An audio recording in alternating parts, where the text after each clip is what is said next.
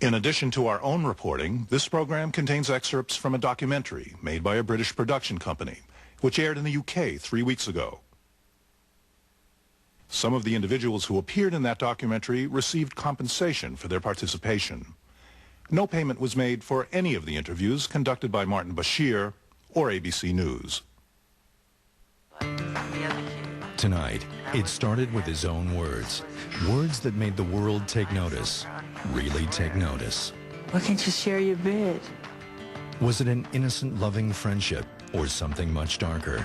As the trial of the century gears up, Martin Bashir returns to the secret world of Michael Jackson, exploring his pattern of unusual friendships with much younger boys that began more than 20 years ago. You'll hear from his detractors. As soon as they appear to be a little bit more into puberty, He just moves on to the next little special friend. And his defenders. Michael Jackson is not a child molester. You'll hear from boys who say nothing improper ever happened between them. He's like the most best person I ever met. And boys now grown up who say something did. I had phone sex with Jacko, is what the press wrote. Plus, the child stars Jackson befriended and the boy behind a reported $25 million payoff. I think he wanted to sleep with my nephew from the moment he saw him. Now, a new look at Neverland with the man whose documentary ignited a firestorm. A 2-hour special that picks up where Living with Michael Jackson left off 2 years ago, as Martin Bashir takes a closer look at Michael Jackson's secret world. Over 2 years ago, I started making a documentary about Michael Jackson. About these, I saw some extraordinary things. about this one, We went shopping. about that, this one, and these. Yeah, we got these, right? We raced go-karts. I met his children. It's okay, just get this off. Oh, please don't cry, baby. And his baby.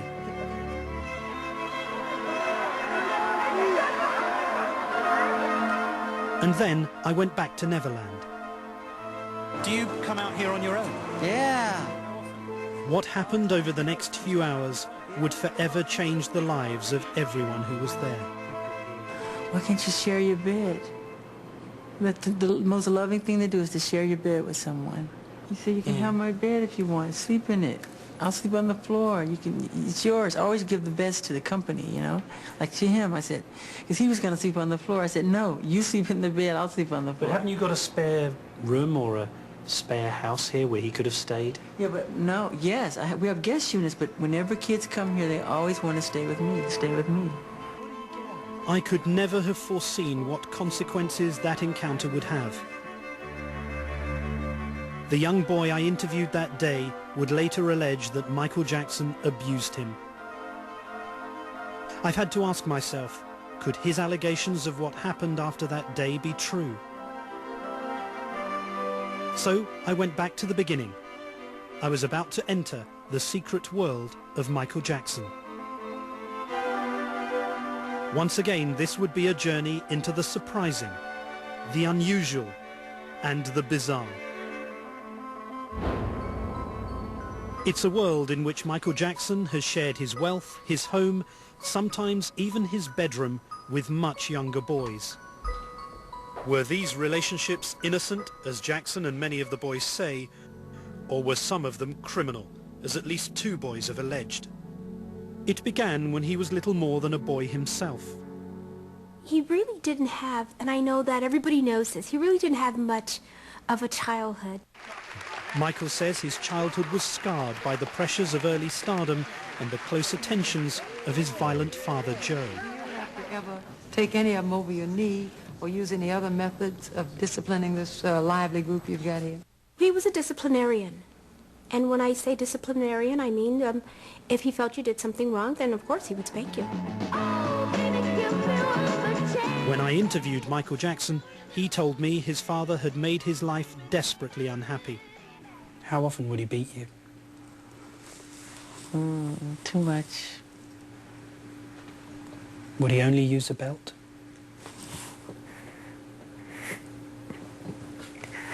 Why do you do this to me? No, more than a belt. When he would catch me, oh my God, it was bad. I have a way, you know. What about Michael? If Michael always does right? Strict, why do we have to do this and we can't do that? But that's part of growing up. According to Jackson, he didn't want to grow up. He craved the childhood he'd never had. Michael Jackson was reluctant to join the adult world. When I asked Jackson about dating Tatum O'Neal, he told me that at the time, the idea of sex had terrified him. She told me to go over and lie on the bed, and I did. I laid on the bed, and she slowly walked over, and she touched the button of my shirt to open it, and I took my hands like this, and I wouldn't let him down. And she just walked away. She knew I was too shy for it. That's what happened. Did you not feel tempted at all? You just felt frightened. I was frightened. I was afraid. In Tatum O'Neal's recent book, she denies trying to seduce Jackson. Whatever his experience with girls, he would soon begin a series of friendships with boys much younger than himself. Jackson's sister says all these relationships were entirely innocent. He's always had lots of friends, all ages, and then he had younger kids that were friends, because you have to remember, Michael was so loved by everybody, which he still is, in the world, that everybody wanted to be around him. He feels very strongly that he missed out on his childhood. And one of the ways that he feels that he can recapture his youth is by associating with, young kids. Terry George claims he was one of those boys. When I was around about the age of 13, I was a little bit cheeky, but I think I was a little bit naive as well, looking back. Terry George says he was 13 and a keen collector of celebrity interviews when he met Michael in Leeds in the north of England. For the rest of the Jacksons, it was just another stop on their 1979 European tour. But for Michael, says Terry George, it was a chance to make a new friend. What is your name? Michael Jackson. Michael would tour all over the world. There were little boys everywhere that would come to the hotels. And what is your job? I'm a singer. I didn't really mingle with other people, and I didn't really have a lot of friends then. Determined to interview his idol, Terry says he found out where the Jacksons were staying. Then, armed with Michael's hotel room number and a tape recorder, he simply knocked on his door. What do you like most? Things that you like? I like kids a lot. Wow. It's certainly a lot smaller than it ever was. It's feels like it's been totally restructured. Michael said, "Who is it?" And I said, "My name's Terry, I've come to do an interview." And then he opened the door and says, he looked a bit shocked to see me, really. He's probably looking at this level. I was down here somewhere. I came into the room and I was sat on this bed here. The gap seemed much bigger as well because I had my tape recorder down there. Terry George says that at the end of the interview, he and Michael Jackson swapped phone numbers. Him giving me his number and asking for mine didn't really feel strange at all. It was great. It was a thrill. It was, I was happy to be in touch with the celebrity. After the tour left Britain, Terry George says that Michael Jackson started calling 2 or 3 times a week, and they had friendly conversations about their lives. His calls came quite late at night, normally anything from 11 in the evening, 10 in the evening, right through to 5 o'clock in the morning on some occasions. And then one night, he says Michael made a call that Terry has never forgotten. I had phone sex with Jacko, is what the press wrote. I met with Terry George to hear his account of what really happened that night. He spoke about masturbation, about him masturbating, did I masturbate. I never saw it coming. It wasn't something I expected. It just came out of the blue, really. He said, "Would you believe that I'm doing it now?" And let me hear him on the telephone, I could hear it. And what did you think he meant by that? Well, I knew what he meant by that because he was talking about it. He was talking about masturbation. I did feel uncomfortable. I can remember feeling uncomfortable. I felt awkward. What are your thoughts when you put the phone down? I thought that I didn't react as he wanted me to react. and I thought that perhaps he would never call me again, or I wouldn't hear from him again. You know, in hindsight, looking back at it now, I know that that type of conversation probably should never have happened, you know, and it probably wasn't natural. Terry George says there were no more sexual conversations. In time, the two lost touch. Terry George's friendship with Michael Jackson was over. A source close to the Jackson camp said Terry George's story isn't true. In the past, he has sold his story to the press. All this is an old, unsubstantiated accusation. Some people who've investigated Michael Jackson say he ultimately rejects many of his young friends. Michael Jackson changes his phone numbers. He's not available on the telephone anymore. As soon as they appear to be a little bit more into puberty, or that they have gotten their first facial hair, he just moves on to the next little special friend. But soon Michael would want to take one of his friends out before America's press on a double date with one of the world's most beautiful women. When we return, the public's first look at an unusual threesome, including a child star half Michael Jackson's age. He basically had Brooke Shields there as his date, but he had Emmanuel, you know, sort of in his arms. Next.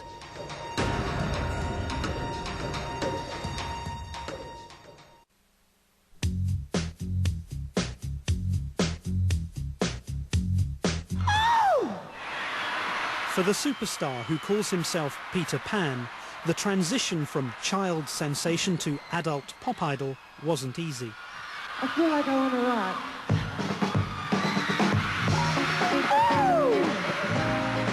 I'm most comfortable on stage than any place in the world. Being around, you know, everyday people and stuff, I feel strange. I do. He went through this phase in his life where he became extremely shy and totally changed. Totally changed his demeanor. He didn't want to see people, and he just became a totally different person. Michael Jackson told me about this difficult period in his life. Then one cousin would always, you know, look this to me when he see me, like, want to pop my pimples. Like, I would just go to the bedroom and cry, you know. Is it true that your father used to say you had a fat nose? Yeah. What did he say? What did he actually say? God, your nose is big. You didn't get it from me. What does that do to someone who's going through adolescence? You want to die. You want to die.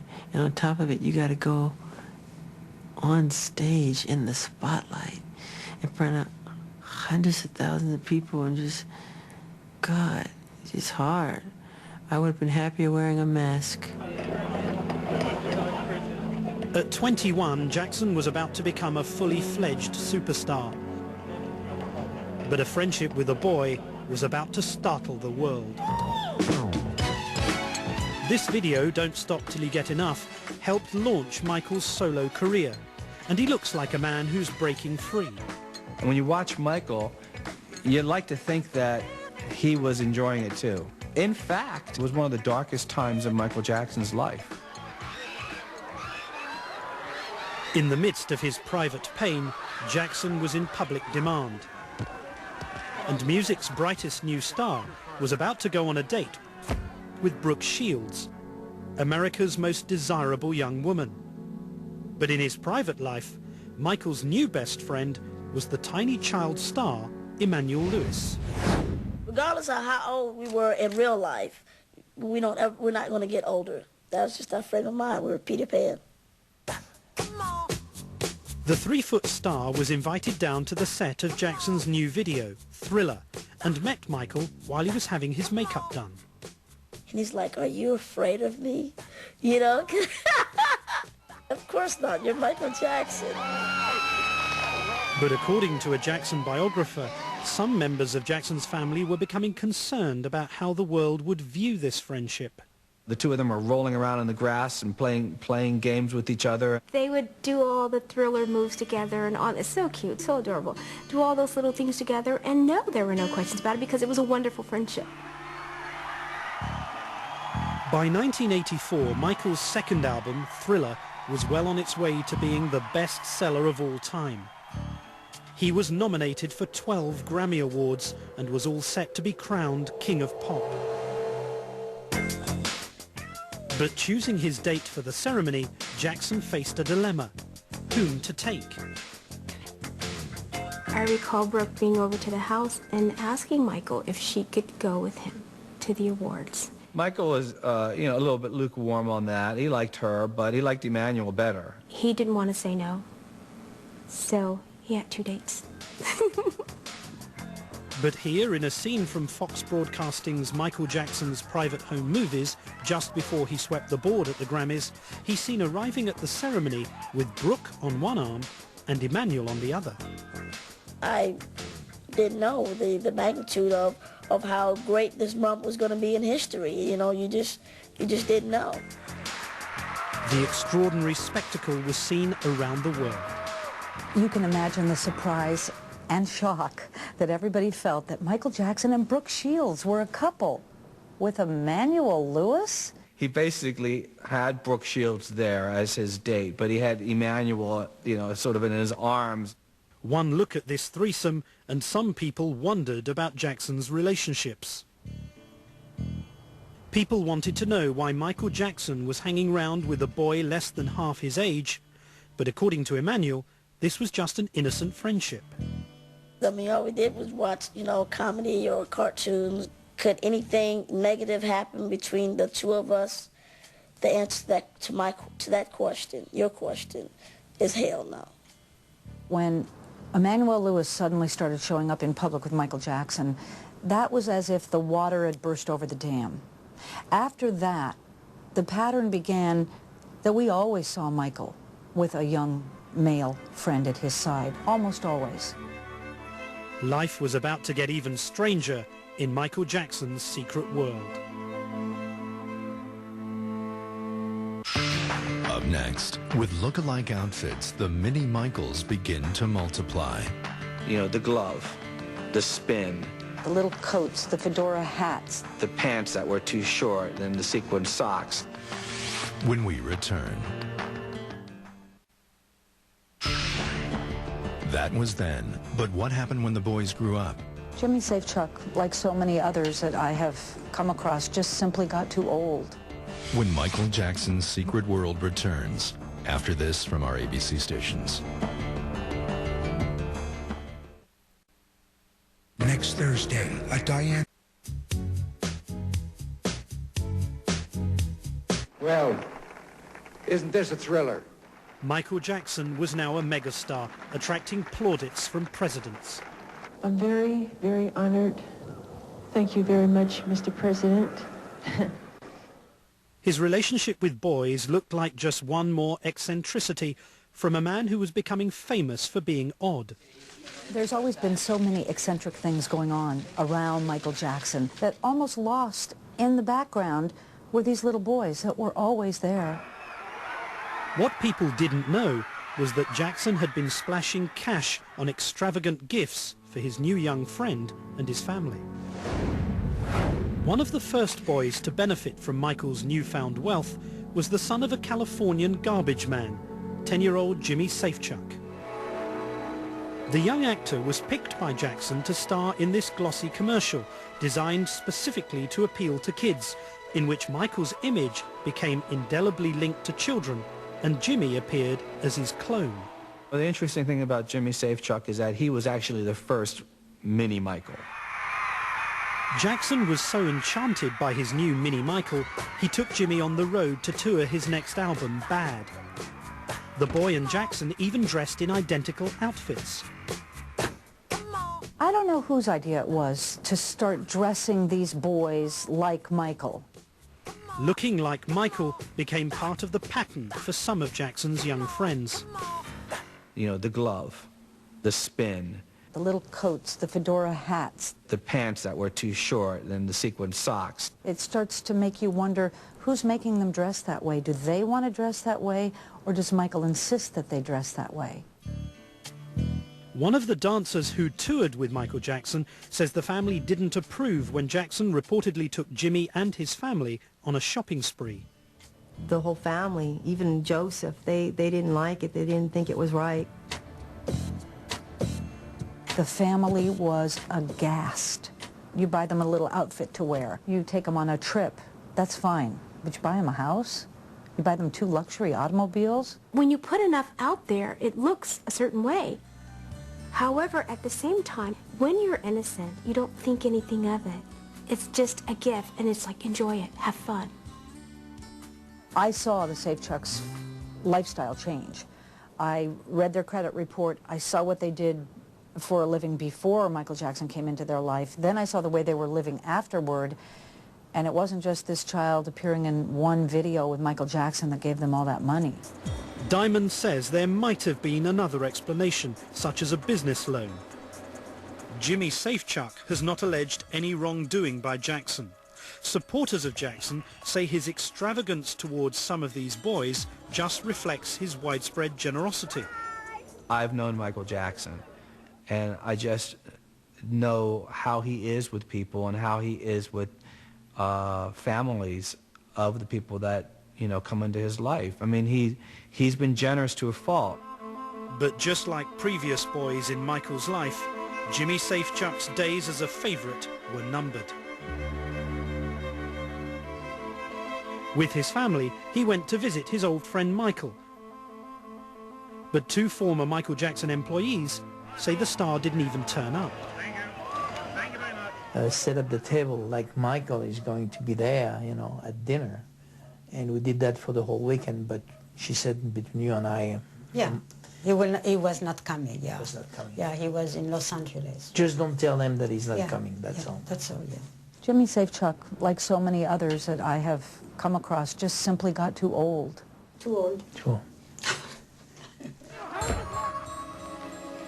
For his record-buying public, Jackson was portrayed as a heterosexual predator. With the video for his latest hit, The Way You Make Me Feel.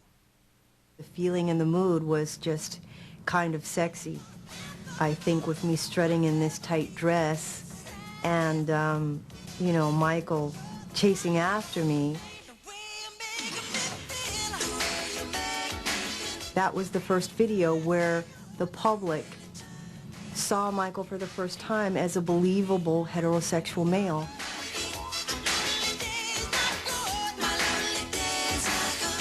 He actually looks, you know, hot and sexy and sexual, and there's a chemistry between him and Tatiana. But in private, Michael Jackson continued to have friendships with boys, which sometimes included their whole families. The way he does it is to just make them feel that he just adores them and loves them all. One of Michael Jackson's young friends claims that Jackson stayed at his home and won the trust of the entire family. He adopted my family. He started becoming more and more attached to my family as a whole rather than just me individually. This is the first letter that I ever got from him. This man, we'll call him Jeffrey, had been 9 when he sent Jackson a poem the star began writing. Hi, how's my best little friend in the whole world doing? Years later, when Jeffrey was 15, he says Jackson called him out of the blue and invited him to his hideout in LA. My parents dropped me off at his, his assistant's house. And so, we went in the car and drove to this secret spot. I would get butterflies in my stomach. I mean, it was unbelievable. We parked down here, and then there's an entrance there where it enables you to go up to the room there. And so that's what we did. That night, he says they watched TV and played video games. But he claims that eventually, Jackson befriended his entire family. We opened up our family to him, and he was kind of another member of the family. He got to experience what a family atmosphere was about.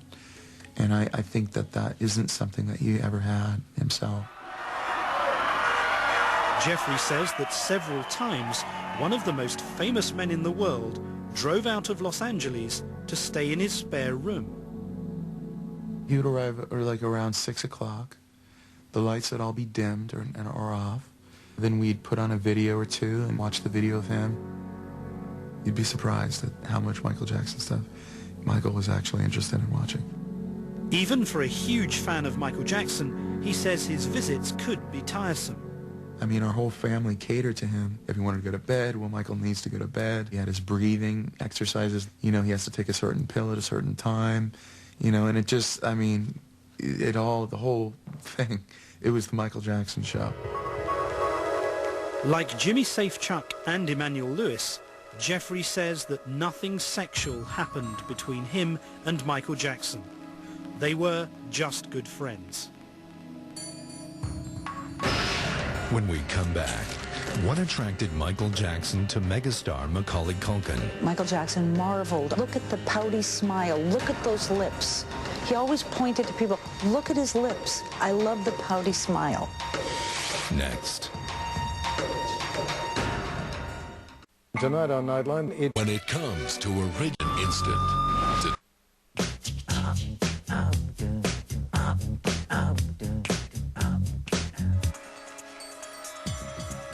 Corey Feldman was one of Michael Jackson's best-known young friends.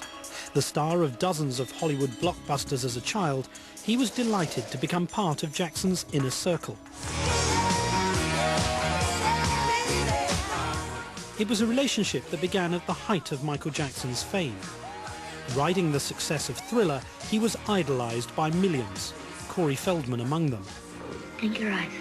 Feldman had starred in Gremlins, and later Stand By Me. You call my dad a loony again, and I'll kill you. Loony, loony, loony.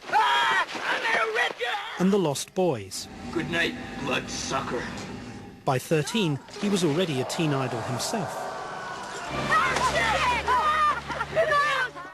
Feldman finally got his chance to meet Jackson on the set of the 80s smash hit movie, The Goonies. Michael Jackson called him late that night. Feldman says they spoke for 2 hours and a friendship between a man and a boy began.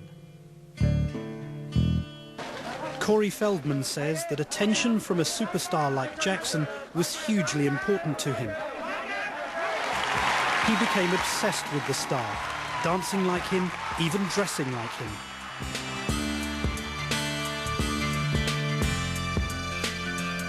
At the time, he says Jackson was the most important person in his life. But when I met him earlier this month, he claimed that there was a disturbing side to their relationship. Jackson suggested he would sleep over in his home only if he had pornographic magazines there. Feldman also says he noticed a book on Jackson's coffee table.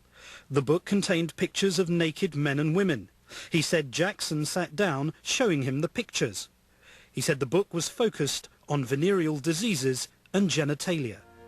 Feldman has stood up for Jackson on many occasions since that time, most recently in 2003. Help these kids. However, the two had fallen out for good a few years earlier, and he's recently re-evaluated their relationship. Feldman says that he was never molested by Jackson. Like many other children before him, as Corey got older, he says he had to leave Michael Jackson's secret world. Corey Feldman was subpoenaed to testify at Jackson's molestation trial. He's now named as a witness for both the prosecution and the defense. By 1987, Jackson was the world's most popular entertainer. His personal wealth was estimated at $100 million. But the 29-year-old superstar was still living at home with his parents. He decided to buy a place of his own to finally create his private world. By creating Neverland, Michael was able to live his fantasy of being Peter Pan. Peter Pan, to me, represents something that's very special in my heart. You know, he represents youth, childhood, never growing up, magic, flying, everything I think that children and wonderment and magic, what it's all about. And to me, I just have never, ever grown out of loving that or thinking that is very special. Do you identify with him? Totally. You don't want to grow up? No, I am Peter Pan. No, you're not. You're Michael Jackson. I'm Peter Pan in my heart. He wanted to put the whole Disney thing in our house, and my mother wouldn't let him, so he says, I'm going to buy this property, I'm going to do what I want to do. I spent many weeks at Neverland with Michael Jackson, and in many ways it was a magical place. Children's music filled the air. There was a fairground and a zoo, even its own railway line. When I was there, a group of children was invited to play and enjoy all of the amenities free of charge. Can I have one too? Okay, we're good. She called it first and then can you call it? Oh, me. Okay, here we go. Sorry. In 1988, Michael Jackson began building Neverland, his private children's paradise. I visited Neverland with Michael, and he said it was there to allow him to enjoy the childhood he never had. Right. Michael Jackson versus Martin Bashir in the go-kart land of Neverland. Michael Jackson invited me go-karting on his specially built track. His childlike enthusiasm was obvious.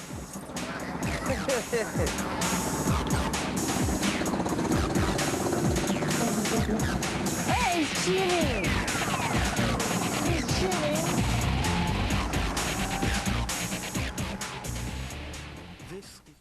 At Christmas 1990, he met someone he wanted to share his paradise with. And that meant not just sharing his home, but sharing his bedroom. When Michael saw the movie Home Alone at Christmas, he asked his housekeeper to contact its young star, Macaulay Culkin. Kevin! Home Alone. Michael saw the movie and he asked Norma to have him brought over and spend some time at the ranch. Some of the Neverland staff thought Michael was clearly taken by the 10-year-old child star, his most high-profile young friend to date. Why you like Macaulay? Why? The kid is cute. The kid was cute at the time. Yeah. Very, very cute, yeah. Yeah. Yeah. Michael Jackson marveled. Look at the pouty smile. Look at those lips. He always pointed to people, look at his lips. I love the pouty smile. Michael gave Macaulay Culkin the run of his new home. They had food fights and, you know, and a lot of, you know, great fun. Michael often filmed his new best friend. They're shown here in this clip from Fox Broadcasting's Michael Jackson's private home movies, playing together as if they're both children. There are video games, there are animals, there are trains. They play with all day long and they will go watch movies. Anything and everything you want, and it's open 24 hours a day, 7 days a week. And now Michael didn't have to be parted from his young friend day or night. But according to Macaulay and Michael Jackson, nothing improper or sexual ever took place. People, that's really what they kind of don't get, is that it's, you know, he has this bedroom, but at the same time, it's 2 stories. But yeah, it wasn't anything like weird. It wasn't anything we thought about it. We go to the movies and we do this, we do that, and it's like, okay, you know, just you plop down, you go to sleep, you wake up, you know, it's like, it was just kind of what friends do. I've slept in the same bed as, like, you know, a bunch of my friends. It's kind of just what happens, you know. I have slept in the bed with many children. I sleep in the bed with all of them. When Macaulay Culkin were little, Kieran Culkin would sleep on this side, Macaulay Culkin's on this side, his sister's in there. We're all just jamming the bed. And we wake up like dawn and go in a hot air balloon. You know, we have the footage. I have all that footage. But is that right, Michael? It's very right. It's very loving. That's what the world needs now. More love. From now on, it would become normal for some of Michael Jackson's friends to share his bedroom. When we return, the boy who imitated Michael Jackson traveled with him and accused him of molesting him. Claims of a slow and steady seduction, according to his uncle. I hate to use the word love, but in Michael's mind, perhaps that's what it was, love at first sight. Next.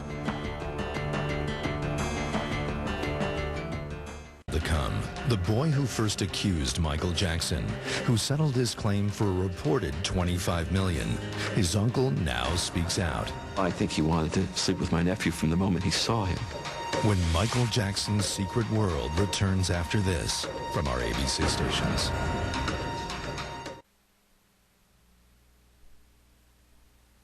In addition to our own reporting, this program contains excerpts from a documentary made by a British production company, which aired in the UK 3 weeks ago.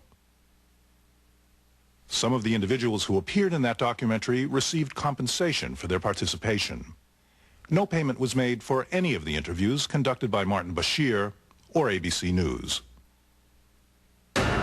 Tonight, you thought you'd heard the whole story, but you've never seen it laid out like this.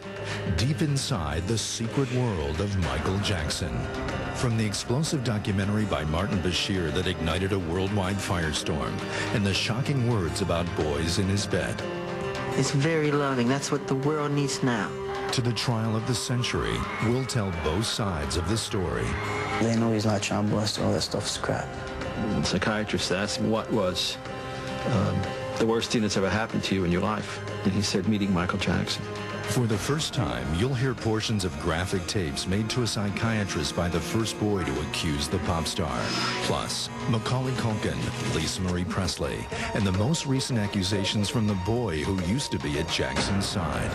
As Martin Bashir guides you through Michael Jackson's secret world. Michael Jackson had built Neverland, his Peter Pan paradise. Macaulay Culkin had come to stay. And other children would also share Michael Jackson's bedroom. And for the moment, many parents were happy to let them. Because it's Michael Jackson and he's a celebrity, people's judgment seems to fly out the window, particularly these parents. Despite some raised eyebrows, no one publicly had seriously questioned Jackson's relationship with boys. But he was about to meet the boy who'd change his fate forever. By 1993, Jackson's career had gone stratospheric. At the age of just 35, he was now one of the richest, most powerful men on the planet. His friendships with young boys had set him on a collision course. And Michael's next young favourite would bring the megastar crashing to the ground in full public view. The psychiatrist asked him what was the worst thing that's ever happened to you in your life. And he said, meeting Michael Jackson. Ray Chandler is the one close member of the Chandler family who isn't bound by a confidentiality agreement following his nephew's claims of sexual abuse in 1993. He did not witness the events that follow, but he says they were described to him by the boy and his father.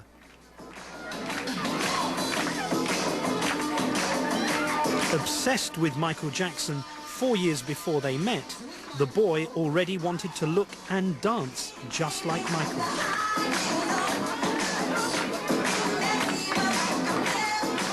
And it was inevitable that Michael was going to meet some boy whose family was then going to try to bring him down. It had to happen. The 12-year-old boy came from a broken home and, like many of Michael's previous friends, was unusually good-looking.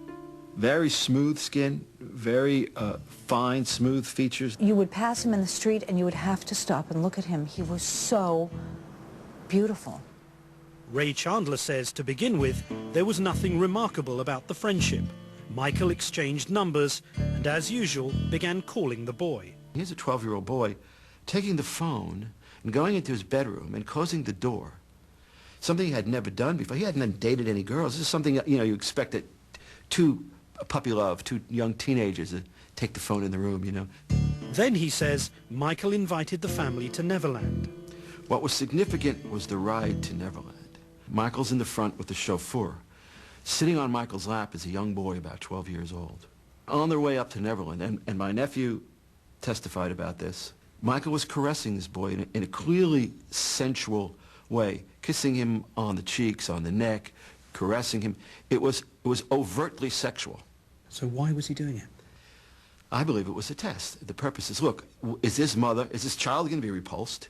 Is the mother going to say, turn this limousine home, take me home, or is she going to be polite and go through the weekend but never go back again?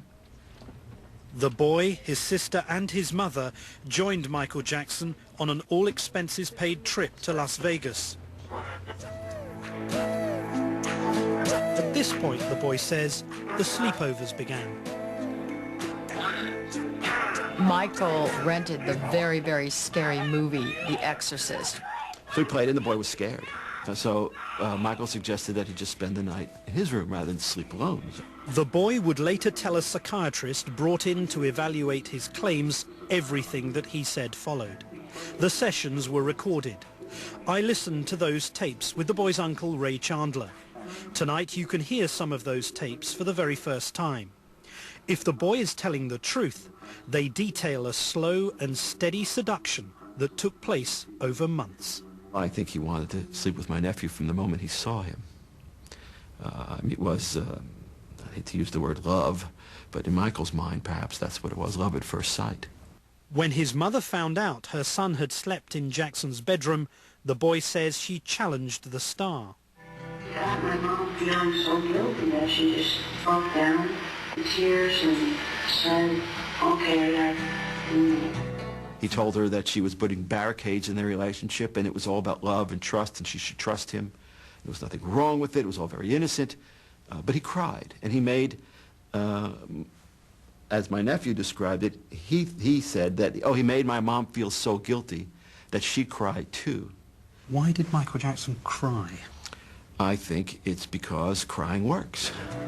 And so from that point on, I was in his bed.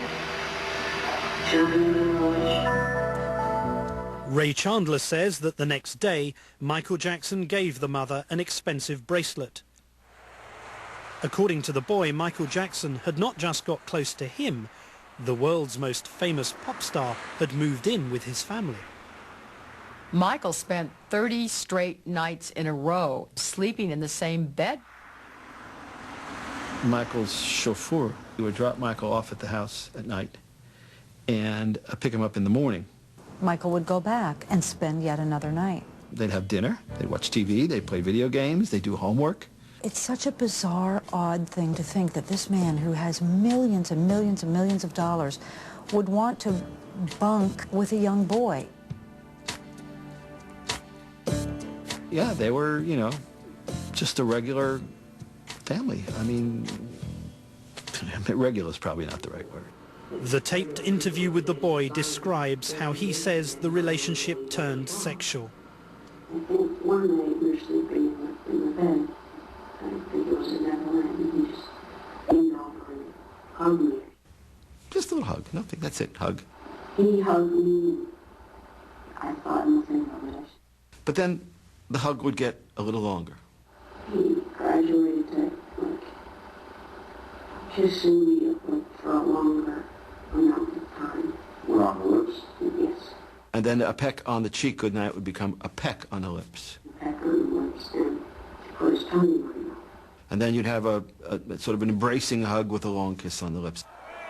Then, in the spring of 1993, Michael Jackson took the boy to Monaco, where he alleges things got much more serious. His claims about Michael Jackson's secret world were about to become very public indeed. When we return, even more shocking tapes in the boy's own words, and what his uncle says happened on an exotic trip behind closed doors. We're locked together in that suite in Monaco for 2 days. Things really escalated seriously at that point. Next.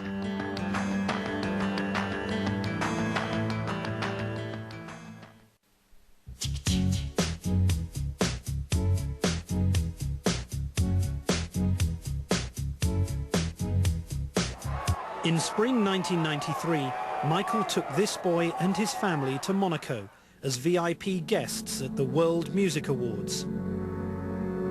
These clips were especially shot for the ceremony. Onlookers were shocked to see the boy on Michael's lap. Yet the star was aware of being filmed and didn't look like a man with anything to hide. But if the boy is telling the truth, behind the scenes there was already a new and secret side to their relationship. Later, in his statements to police and social workers, he would claim it was now that things got much more serious. We were alone and we took a bath together. They got undressed in front of each other. They saw each other naked. They took a bath together. And the masturbation began. Locked together in that suite in Monaco for 2 days, things really escalated seriously at that point. Some weeks later, the boy's father confronted his son. And there was one question, only one question the father asked him. Did Michael Jackson touch your penis? He just said yes. Yes, he did touch my penis. During his psychiatry sessions, the boy would make even more detailed and graphic allegations. And one time he was masturbating, instead of masturbating with his mouth. And like if I didn't do it, then I didn't love him. They would masturbate themselves in front of each other. There was frequent oral sex on the part of Michael performing oral sex on the boy. Soon it would be announced to the world that the star who said he loved children was now being accused of abusing one of them. Search warrants raided Jackson's ranch north of Santa Barbara. Entertainer Michael Jackson is the subject of a criminal investigation, using to say whether Jackson is a suspect or a victim. Bill Dworin was the lead investigator on the case in Los Angeles. You go into Mr. Jackson's bedroom. It's a very large room, a lot of stuffed animals, a lot of things that would be attractive to children. It wasn't a surprise because I went through many people's homes and found the same type of items, although on a lesser scale. One item that we found in a locked filing cabinet was a book showing nude boys in nude poses. It's not illegal. It's a book that I've seized in other investigations. If it's a person who has this material, who has a sexual interest in children, it becomes child erotica. As more damaging details emerged, it was a testing time for Jackson. But he hadn't seen anything yet. It was December 20th, 1993, and the police came knocking at the door of Neverland with a warrant to photograph Michael Jackson's private parts. The boy had drawn and described distinctive markings on Jackson's genitals. Based upon what the boy has said, we obtained a search warrant, not only for Jackson's residences, but also for Jackson himself. They wanted to match up the boy's rendition to what the reality was. They served a search warrant on me, which allowed them to view and photograph my body, including my penis. Your front private parts, your back private parts, your side private parts. It was the most humiliating ordeal of my life. The most telling mark occurred when Michael Jackson actually lifted his penis, as if in an aroused state.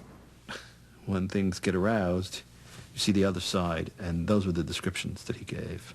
I ask all of you to wait and hear the truth before you label or condemn me. Don't treat me like a criminal, because I am innocent. According to the lead investigator, the boy's description matched. We corroborated what the boy has said, and we were able to corroborate that through the photograph of Mr. Jackson. Did it prove that he had actually engaged in sexual molestation of this boy? No. Absent another adult eyewitness, what would have? Jackson's attorneys have repeatedly denied the boy's allegations, calling him a liar and his family greedy extortionists. But Michael Jackson and his legal team decided to end his ordeal.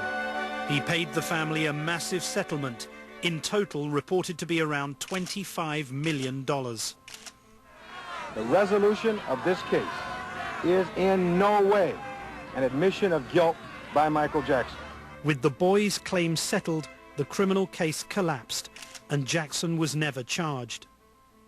When I interviewed Jackson, I asked him about what happened in 1993. The questions upset him deeply. What was that like when you first heard the allegations that were being made against you? It was shocking, and I'm not allowed to talk about this by way of law.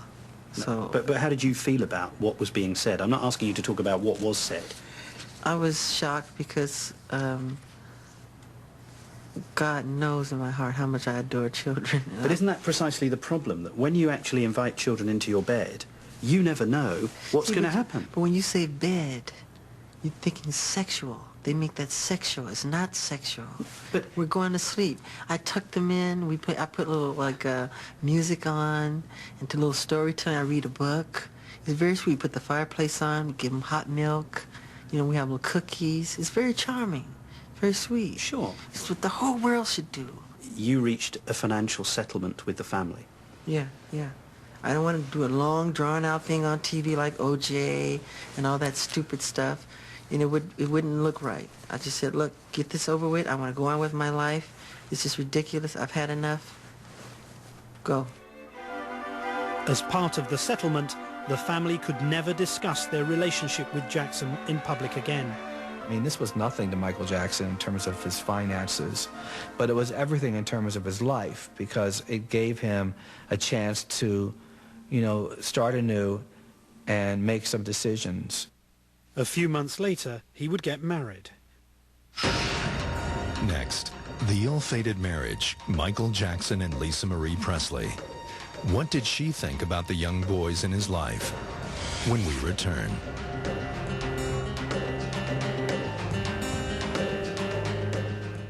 Friday, it's a list.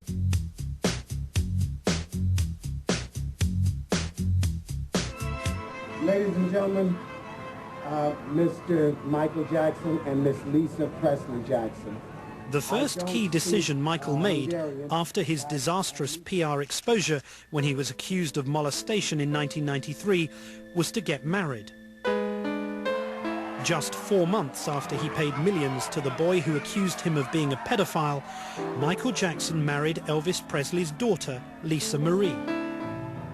But that wasn't the end of Michael Jackson's association with boys. The appearance of the next boy in Michael's life showed it would take more than an accusation to end the superstar's friendships with young boys. Just weeks after his marriage, 13-year-old Frank Cassio became the new boy in Michael's life, much to the shock of the police. He was traveling with two boys, brothers from New Jersey. We were concerned for the children's safety. We contacted the parents of the children, who believed that Jackson did not do anything improper. Michael had got to know Frank as a baby when he used to stay at the hotel the boy's father managed in Manhattan. Frank Cassio says Jackson's love for children is sincere and not at all sexual. When you're innocent and you're doing everything that is perfectly normal and right, I'm not going to deviate from that. What am I doing that's wrong? Jackson was now a 35-year-old married man, but he still saw nothing wrong with boys sleeping in his room. Lisa was strong-minded and had a real sense of public relations coming from her family, and she realized that the appearances of impropriety that were caused by Michael's relationships with these young boys were bound to do him in again. She felt that he should never be around boys ever again, ever. So she was adamant about that, and he was just as adamant that she doesn't get to tell him what to do. Less than 2 years after their wedding, the couple split. But even if Lisa Marie didn't make it till death us do part, Frank remains close to the star. He's somebody that Michael trusts, and he's decided to make his life with Michael Jackson. One of the most puzzling things in Michael Jackson's secret world is the behavior of children's parents, particularly the mothers who send their young boys to Neverland. Sandra Sutherland is a former private investigator. She was employed by the accuser's attorney back in 1993 to check out the boy's story. Neverland, to me, epitomized what in the law is called an attractive nuisance. There are pedophiles that I've come across who own a game store or a toy shop or a kid's bookshop, places that lure kids and their parents. Neverland, of course, had a zoo. It had a video arcade. It had a private movie theatre. It had Michael Jackson, the idol of children all over the world. It was the perfect, ultimate lure. So it wasn't an innocent playground for the recreation of children? Well, I think a lot of children did have an innocent recreational experience there, and Michael was very generous to some sick kids. But no, it was more than that, though, I think. When Sandra Sutherland began investigating, she says she met a number of mothers who let their children sleep alone with Michael Jackson. What did being Michael Jackson's favourite involve for that child?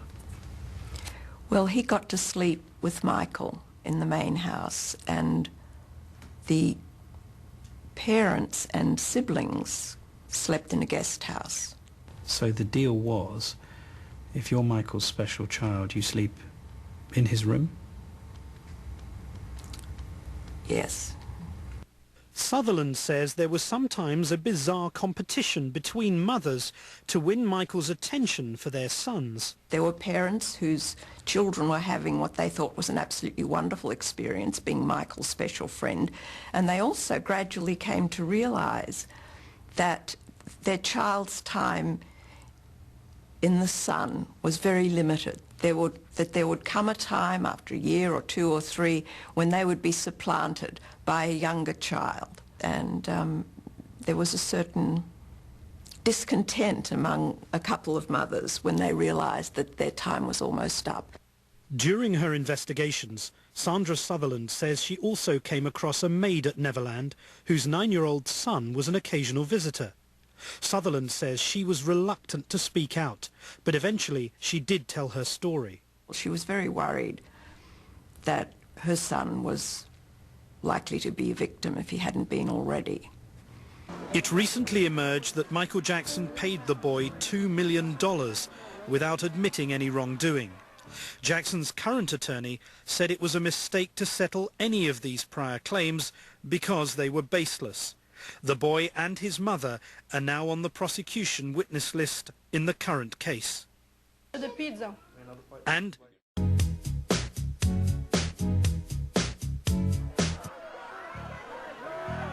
Jackson first survived pedophile accusations a decade ago.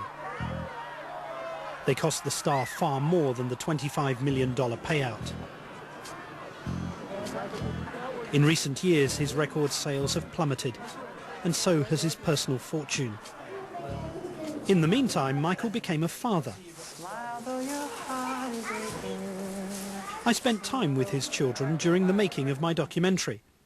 And I spent time with his baby the day after he'd been dangled out of a window in Berlin. Here's the bottle. Wait. It's okay, just get this off. Ow! Oh, please don't try to break it. Oh, What's his name? Prince Michael II, we call him Blanket. Call him Blanket. Yeah. Blanket, blanket, blanket. Why do you call him Blanket? Because it's an expression I use with my family and my employees. I say, you should blanket me. I mean, you should blanket her with something, meaning like a blanket is a blessing. It's a way of showing love and caring. But throughout this period, Michael Jackson has carried on befriending young boys. If this was the guy next door, the minute he said, oh, yeah, I'm sleeping with little boys around the block, he'd be tarred and feathered. But Michael Jackson isn't the guy next door. He's a 46-year-old superstar who continued to have boys sleeping over.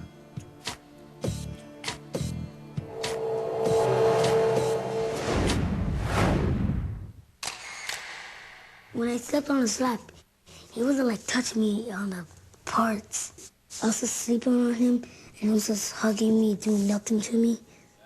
9-year-old Juju met Jackson the summer before last and spent the night at Neverland with his brother and other children. He's also joined Jackson on trips to Toys R Us. He's like the most best person I ever met because like he'll buy anything you want, anything.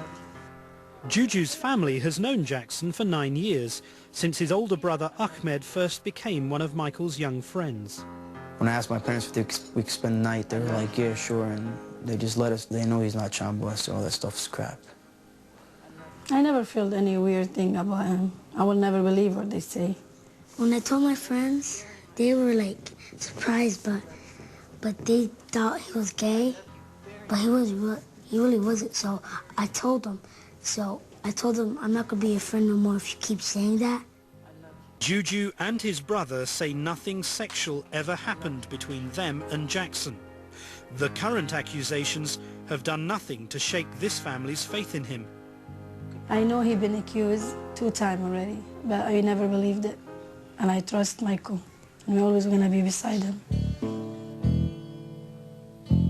One of those accusers would soon pose the greatest threat yet to Michael Jackson's freedom. It all began over 2 years ago when I first met the so-called King of Pop. You're actually saying that you climbed that tree? Yeah. How far do you climb up it? All the way to that kind of spot up there, kind of like a deck where it's like a bed. I love climbing trees. I think it's my favorite thing. Having water balloon fights and climbing trees, I think those two are my favorite. Don't you prefer making love or going to a concert, or you really mean that you prefer climbing trees and having a balloon fight? Yeah, water balloon fight. And you prefer that to anything else? Well, as my pastime fun, you know, can't compare it to performing. But other people play football, basketball. I like to climb trees. We were filming my documentary Living with Michael Jackson. During that time, we met this 12-year-old boy. Neither I nor the young boy had any idea that our brief encounter would lead to the indictment of one of the world's most famous entertainers for the crime of molestation. Before the interview began, Jackson took the boy off for a private chat, according to the boy's grand jury testimony reported by ABC News. The boy said Michael asked him if he wanted to be an actor, and that this was his audition. Jackson wanted him to say good things about him, grab his hand, and act like Michael was his father. What is it about Michael that makes him connect so well with children? What is it? Because he's really a child at heart. He acts just like a child. He knows how a child is. He knows what a child thinks. Were your parents happy that you were here with Michael? Yeah, my mom was all very, very, very happy. And I know they're happy because I was happy. Did they come with you? Yeah, most of the time, but I wasn't really with my parents. I was mainly with Michael. But they were happy that you were here? Yeah. There was one night I stood in there, I asked him if I could stay in the bedroom. And he let me stay in the bedroom. And I was like, Michael, you can sleep on the bed. And he was like, no, you sleep on the bed, sleep on the bed. We're like, no. The boy stunned the world by exposing how Jackson, the superstar, was still openly inviting young boys into his bedroom, although Jackson says he slept on the floor. And then he finally said, okay, if you love me, you sleep on the bed. I was like, oh, man. When I heard those words, if you love me, it sent chills down my spine because those are classic pedophile words. If you love me, you will do this. Appropriate for a man. Psychiatrist Carol Lieberman was so alarmed by what she claimed were clear signs of abuse that she filed a complaint with the Santa Barbara authorities, a complaint that was later dismissed.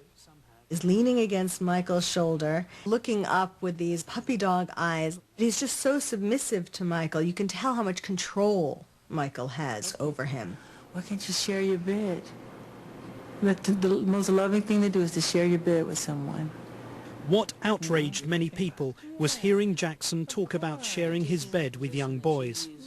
After all, this was the same man who in 1993 paid more than $25 million to a boy who claimed the superstar abused him. But is it really appropriate for a 44-year-old man to share a bedroom with a child who is not related to him at all? That's a beautiful thing. That's not a worrying thing? Why should it be worrying? Who's the criminal? Who's Jack the Ripper in the room? This is a guy trying to help heal a child.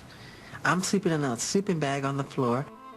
But even though Jackson's relationship with this new boy raised some of the same old questions, no one today, not the boy, not the police, not the prosecutors, claims that any abuse had occurred at the time of my interview. The alleged molestation would come later. But when you say bed, you're thinking sexual. They make that sexual. It's not sexual. But we're going to sleep. I tucked them in. I put a little music on. All I remember is the sinking feeling in my gut that this is going to be trouble.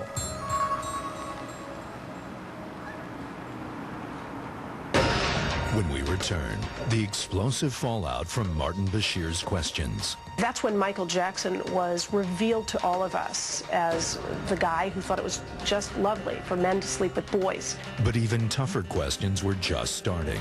You're fundamentally saying that this cancer victim and this entire family are liars. Yes. Next.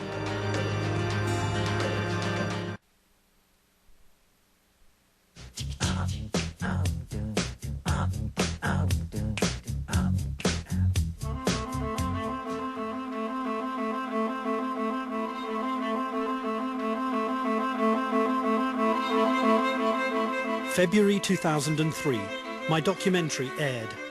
The reaction was immediate. Who was this boy with Michael Jackson? And why was he sharing his bedroom? Later the question would become, was that boy molested by Michael Jackson? Jackson had met the boy 2.5 years earlier. The 10-year-old was in the hospital, fighting for his life, riddled with cancer. He made a wish. The TV in the room was on, and Michael Jackson was on.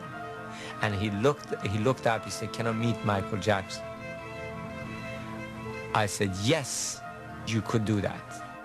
At that time, the boy's family thought he may only have weeks to live. He had a 18-pound tumor in his stomach, and they'd had to take one of his kidneys out, spleen out, and the cancer was spreading all over his lung and liver. He wanted to meet Michael Jackson in the worst way. He gave him his phone number. He got those late-night phone calls. He ultimately got that invitation to Neverland. He and his family went to Neverland, and they were wowed. Miraculously, after meeting Jackson, the boy eventually recovered. And, like other boys, he would end up in the star's bedroom. Piercing eyes, $1 million smile. He fits the Michael Jackson pattern. Like some of Jackson's other young friends, this boy, from a troubled home with limited resources, was lavished with attention and gifts. And he says there was something else: pornography. The boy says he and his younger brother looked at porn on the internet with Michael Jackson. He says they were in Jackson's bedroom with the superstar's friend Frank Tyson, whom we met earlier in this broadcast when he was one of Jackson's young friends years before. ABC News consultant Joe Tacopina represents Frank Tyson. Let me read you something that the accuser says happened on one of his very first visits to Neverland. He says, "Frank started pushing the computer, and I didn't know what he was doing, and he put it on like pictures of girls." He then says, one of those girls had her shirt up and was exposing her breasts. Was your client ever involved in showing the accuser pornography? Absolutely not. And then he finally said, "Okay, if you love me, you sleep on the bed." I was like, oh man. And so I finally slept on the bed. But it was fun that night. I slept on the floor. When my film aired in England, it sparked a firestorm. Jackson's picture holding hands with the boy was flashed across the world. Clearly the catalyst for this whole saga was the airing of the video. Former sex crimes prosecutor Wendy Murphy. That's when Michael Jackson was revealed to all of us as the guy who thought it was just lovely for men to sleep with boys. And it put Michael Jackson in a position of having to defend himself. Prosecutors say that just before the film aired in the US, Jackson's team, desperate to control the damage, whisked the boy and his family to this exclusive 5-star resort in Miami. It was here, the boy says, that for the first time the superstar gave him wine, calling it Jesus juice.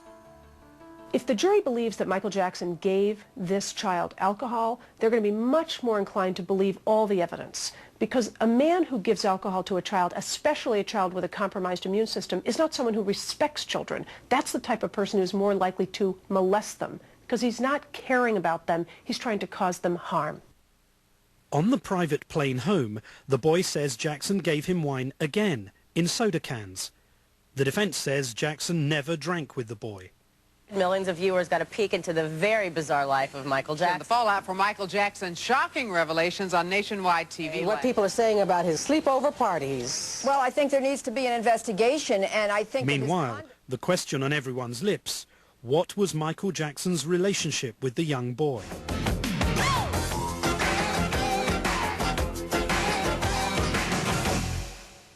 Jackson's answer came 2 weeks later. In a TV special to rebut my documentary, the boy's mother defended the star in a written statement read by Maury Povich. The relationship that Michael has with my 3 children is a beautiful, loving, father, sons, and daughter one. To my children and me, Michael is a part of our family. The mother now says that statement and several others were made under duress. And then the unthinkable. Just when the whole world was watching, the boy claims Jackson sexually abused him twice, putting his hand down the boy's pants and rubbing his private area. His younger brother claims he witnessed 2 other occasions of abuse when his brother was sleeping. Jackson's camp says the timing of the alleged molestation is absurd. After all the attention's been brought on that relationship, he waits till after the controversy, after the hysteria, to then begin some sort of a sexual relationship with him. That defies common sense. To some extent, I think this is the weakness of the prosecution's case. On the other hand, this is probably why Michael Jackson chose that period of time to molest the child. He knew he would be insulated from prosecution because what law enforcement official would ever take on a case where the child who's accusing him only 2 weeks earlier was in a video claiming Michael Jackson had never touched him and was the best guy on the planet? The mother says she was never told about the abuse. But one night, in a 4 a.m. phone call from Michael Jackson's bedroom, she says her son confided that he and Jackson had been drinking Jesus juice. When she heard about the liquor and her son drinking wine, that was the trigger that changed everything in her mind as to whether Michael Jackson was or wasn't their best friend. The mother says Neverland had become a nightmare. She says they were threatened by Jackson aides, not allowed to leave the property, and that she and her family were being held hostage. During the period of time when they're allegedly held hostage, we have receipts that will show the mother and her teenage daughter getting manicures and pedicures, shopping at stores. I mean, it's laughable. Jackson's supporters say they are confident they'll be able to destroy the credibility of the accuser's family at trial. You're fundamentally saying that this cancer victim and this entire family are liars. Yes. If you want to attribute a reason or a motive, I don't think it's hard to find one. It's financial. Michael Jackson has a bullseye on his back. He's a one-man lotto ticket. What evidence do you have that this is a shakedown? Who do they go to first? A lawyer, not the police. You see, if my child, and I believe my child was sexually abused by someone, I'm not looking for a personal injury lawyer. I'm looking for a police officer or a baseball bat. Nobody shook Michael Jackson down then, and no one is shaking Michael Jackson down now. Larry Feldman represents the family. He also represented the alleged victim in 1993, who settled for around $25 million. A coincidence? The Jackson camp doesn't think so. The mother drives this train. It's a mother who exercises enormous control over these boys, who is claimed not to be after the money, but all she wants is money, who, instead of going to the police when she believed these allegations had merit, went to the same attorney that got a $20 million settlement for Michael Jackson 10 years earlier. It takes a lot to believe that a mother who cares about her son, she may not be the best parent on the planet, but she cares about her son, and she would force him to lie about being molested? I mean, where are those kinds of parents? I've never encountered such a case where a mother would be so cruel to a child she loves that she would force him to falsely believe that he was assaulted. The mother says this time there will be no out-of-court settlement, that she doesn't want, quote, the devil's money. We took him to Children's Services, and we took him to the district attorney's office. And that's unfair to attack some child that there is some ulterior motive behind going through this criminal case. I don't think that people really realize how painful it is for some young person to have to deal with this. I can assure you that within a very short period of time, there will be charges filed against Mr. Jackson. multiple counts. And so it has come to this, the so-called trial of the century. The prosecution is alleging a variety of charges, many charges, including not just child molestation, but providing alcohol to a minor, intimidation of a witness, kidnapping, extortion. For the first time, the megastar will be forced to face his accuser in court. In a sense, the prosecution is prepared to put on a very full picture of not a one-time incident with Michael Jackson fondling the child in his home, but a rather extensive story of not only how Michael Jackson came to meet the family, how he selected them, how he groomed the child, how he became suspicious that he was going to be found out, and the steps that he took to try to silence this family. Recently, Jackson proclaimed his innocence, casting himself as the victim.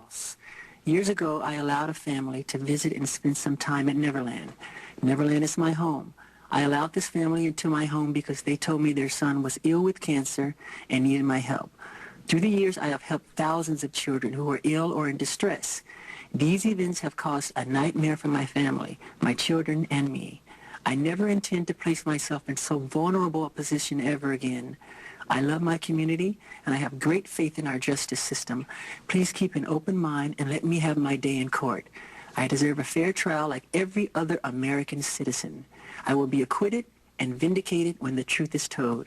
I've prosecuted hundreds of child sex cases and never had the kind of corroborative evidence the prosecution has here. And I'm talking about fingerprints on pornography, Michael Jackson giving the child alcohol. This is stuff that the jury's going to find hard to dismiss, and more importantly, it's literally going to transform the air in the courtroom. Because all of a sudden, Michael Jackson isn't that nice guy, celebrity superstar. Michael continued with children because he was innocent. The people that accused him know they're lying. Why would a boy nurse someone else back to health and then turn around and even when they're sick, this kid was sick. He was dying. Why would he molest him? Would you? Nobody would. A sick child? No. And his mother, in fact, has said, I know for sure, 100%, he's not guilty because he loves children. He would never do this. I mean, the truth is, those people don't know. They weren't there. Child abuse doesn't happen in front of witnesses. They really can't be in a position to know. And mothers love their sons. I'm sure Mrs. Jackson loves her son, and she wants desperately to believe that it's not true. Michael Jackson's representatives declined to comment on tonight's broadcast, saying that they are prohibited by the judge's gag order. I was nearing the end of my journey into Michael Jackson's secret world, and what to think at the end of it all. I'd met some of Jackson's young friends, Terry George, who said Jackson talked to him about masturbation during a phone call. I felt a little bit disgusted, but, you know, this was Michael Jackson. And we've seen a number of boys who said that nothing untoward ever happened to them. He's not child molested, all that stuff's crap. I haven't seen Michael Jackson since my documentary aired. The next time I'll see him will be in court, when his secret world will be judged. He should know better. He's made a lot of mistakes. He's done a lot to himself. He's his own worst enemy when it comes to some of his decisions, but he's not a child molester.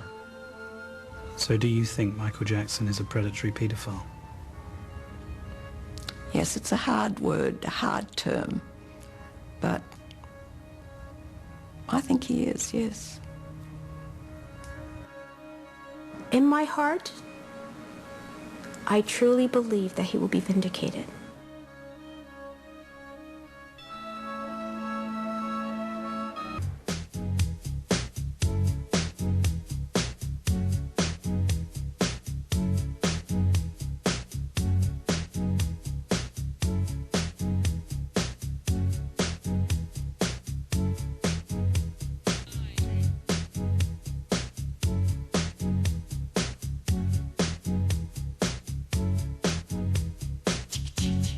This has been a presentation of ABC News. More Americans get their news from ABC News than from any other source.